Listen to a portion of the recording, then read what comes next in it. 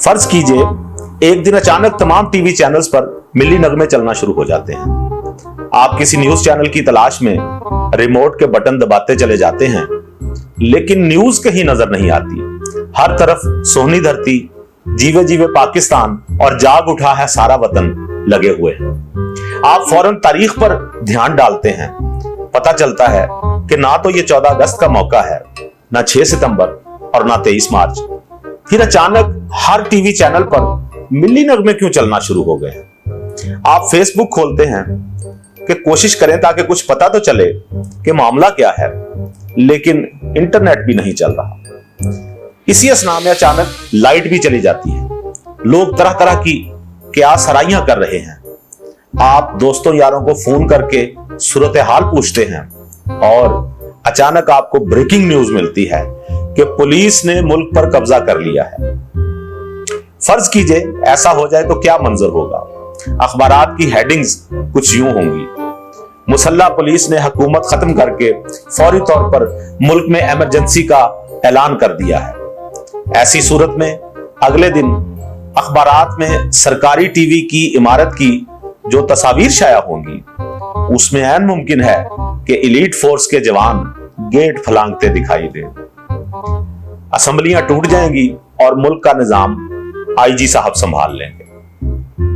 अगरचे यहां यह बड़ी उलझन है कि कौन से आईजी साहब निजाम संभाल लेंगे।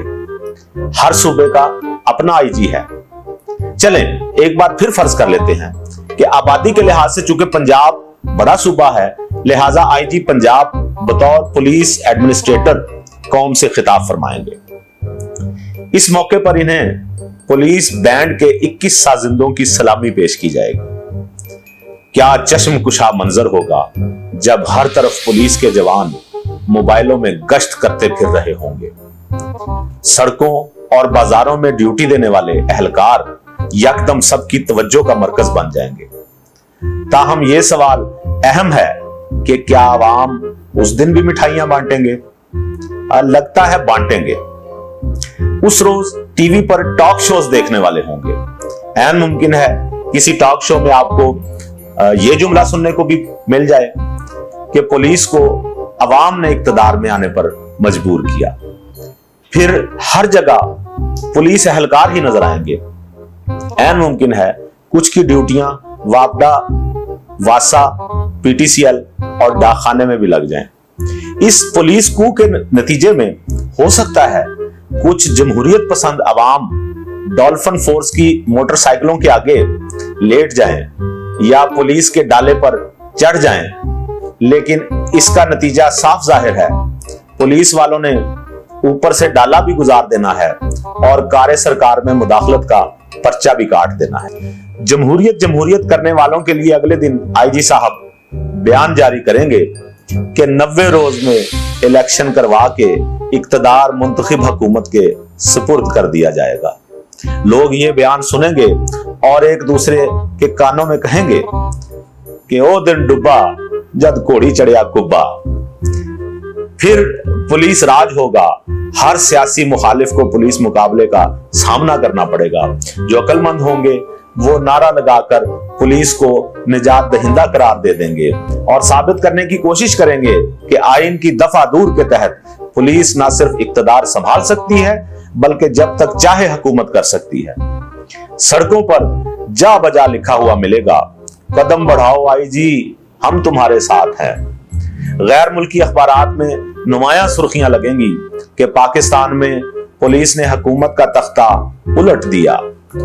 चौथी दफा फर्ज करते हैं कि अगर ऐसा हो जाता है तो चौराहों में आईजी साहब की बड़ी बड़ी तस्वीर आवेज़ा हो जाएंगी। एकदम से दानिश्वरों की जुबानें इंकशाफात करने लगेंगी कि कैसे मुल्क डूबा ही चाहता था कि आईजी साहब ने आकर पीछे से खींच लिया और घसीट कर किनारे पर ले आए। अखबारात में इस इक़दाम के हामी कॉलम निगारों के कॉलम शाया होंगे जिनके उन्वानात कुछ यूं होंगे: पुलिस तेरा शुक्रिया, पुलिस ये ना करती तो क्या करती, पुलिस जिंदाबाद। आईजी साहब भी बयान दागेंगे कि अल्हम्दुलिल्लाह सब कुछ ठीक है, पुलिस और अवाम एक पेज पर हैं। मुझे नहीं पता कि क्या पुलिस को एस्टेब्लिशमेंट कहा जा सकता है, हसास इदारा कहा जा सकता है? मेरा ख्याल है नहीं कहा जा सकता। तो फिर पुलिस को ढके छुपे अल्फाज में हदफ तनकीद कैसे बनाया जाएगा? हो सकता है इस मकसद के लिए सिक्योरिटी इदारे का लफ्ज इस्तेमाल कर लिया जाए। यह खासा मुबहम सा लफ्ज है, काम चल जाएगा। अब जरा आगे बढ़ते हैं। मुल्क में पहली दफा पुलिस की कुर्बानियों का जिक्र होगा। पुलिस हेडक्वार्टर से नई नई धुनों वाले तराने बनकर नशर होंगे और अवाम का खून गरमाएंगे। फिर कौम को पुलिस से कोई शिकायत नहीं रहेगी।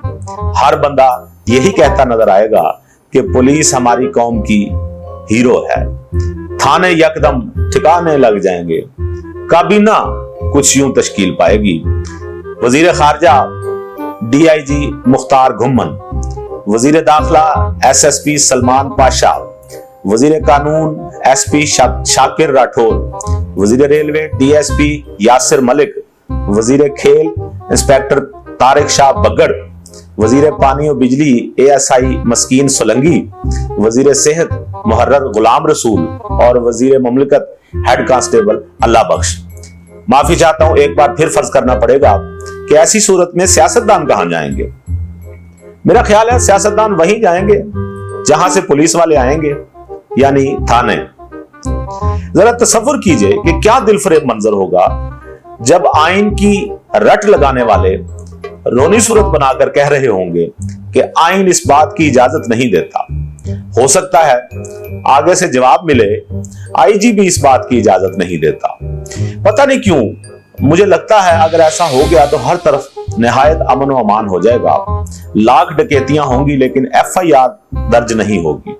ऐसी वारदातों की खबरें भी शाया नहीं होंगी क्योंकि हर अखबार शाया होने से पहले पुलिस हेडक्वार्टर में चेक कराना पड़ेगा। जो सहाफी पुलिस के खिलाफ खबर लगाएगा उसे सरेआम मंजी लगाई जाएगी। जो जमहूरियत का राग छेड़ेगा उसे पांजा लगाया जाएगा। फिर हम तारीख में पहली दफा देखेंगे कि फेसबुक पर पुलिस के खिलाफ हर पोस्ट गायब हो जाएगी। पुलिस का जिक्र सिर्फ अच्छे अल्फाज में होगा।